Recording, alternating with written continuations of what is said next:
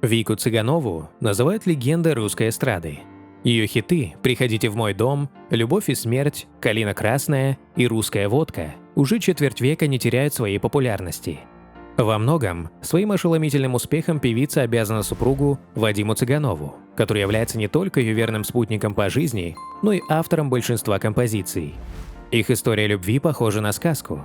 Случайное знакомство, молниеносно вспыхнувшие чувства и полное единение душ на долгие годы. Но все ли так счастливо складывалось в жизни у Вики Цыгановой?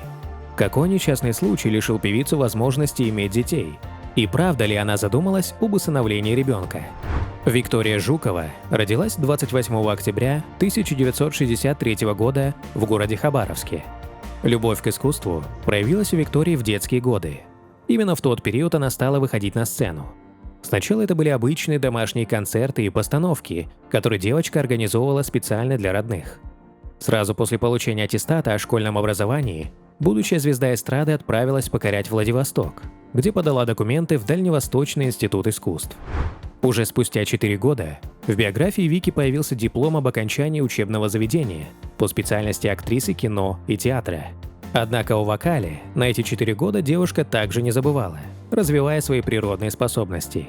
Виктория Юрьевна параллельно с основными занятиями успевала посещать занятия на кафедре оперного пения, развивая голос. В ее жизни есть только один любимый мужчина, который также стал для нее и творческим соратником. Вадим Цыганов написал практически все песни, что исполняет Виктория. Пара поженилась в 1988 году, и до сегодняшнего дня они счастливы вместе. К сожалению, за столь продолжительную совместную жизнь у пары так и не появилось детей. Еще в 80-х годах, во время гастрольного тура по Болгарии, певица попала в автомобильную аварию. Из-за перенесенных травм женщина больше не может иметь детей. Вика не раз говорила о том, как безумно мечтала о детях, однако все попытки ни к чему не привели. «Мне бесплодие не ставили. Я очень хотела иметь детей, но вот не сложилось. Вадим для меня самый главный человек и самый большой ребенок», — говорит певица. В браке не было ни одного случая беременности. Я к этому отношусь как к какому-то предназначению. Делала обследование, у меня все в порядке. Такой у нас брак.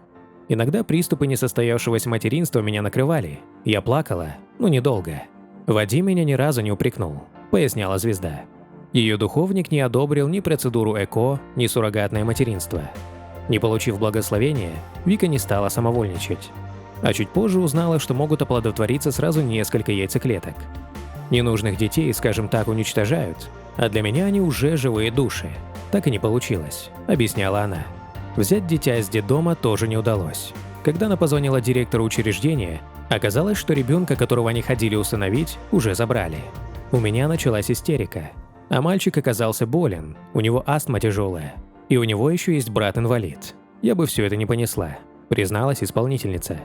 Вика Цыганова – крестная мама сына Михаила Круга. Ей до сих пор обидно, что она на таинстве не присутствовала. Но люди все равно хотели, чтобы я стала второй мамой.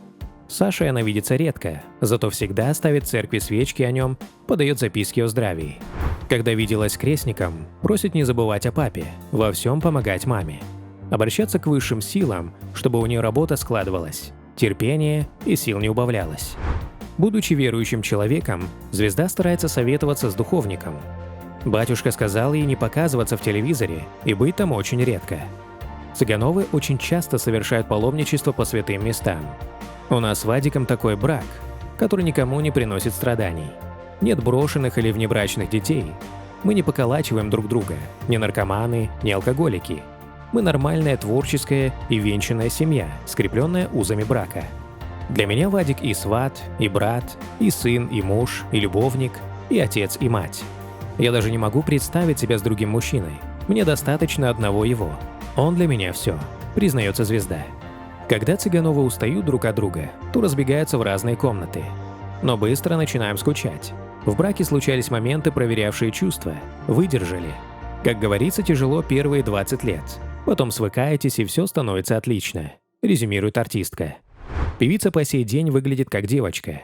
Идеально гладкая кожа на лице, стройная фигура. Она правильно питается и не скрывает, что улучшала внешность с помощью врачей. К пластике Виктория относится спокойно. Когда человек публичен, она необходима. Она делала операцию по изменению формы век. а вот уколы красоты – ни разу. Она ходит на массажи, в баню, пользуется услугами эстетической медицины.